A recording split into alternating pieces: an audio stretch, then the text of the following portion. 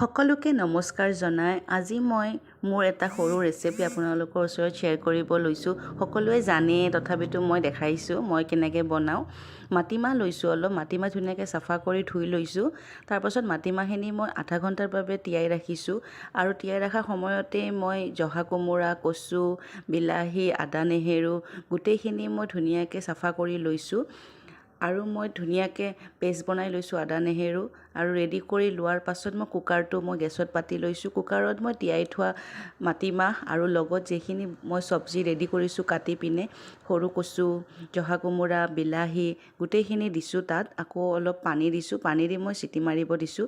তাৰপাছত মই কেৰাহী বহাই দিছোঁ। কেৰাহীত মই মিঠাতেল লৈছোঁ, শুকান জলকীয়া, তেজপাত, পিঁয়াজ, আদা নেহেৰু পেষ্ট গোটেইখিনি দিছোঁ আৰু মই হালধি এড কৰিছিলোঁ। হালধিটো বাৰু দেখুওৱা নহ'ল ভিডিঅ'ত।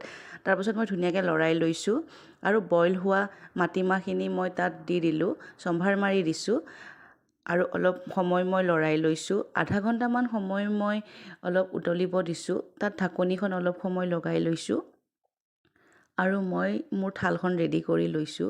আপোনালোকে চাব তাত ভজা মাছ, পটল ভাজিও আছিলে, সেইটো বাৰু দেখুওৱা নহ'ল।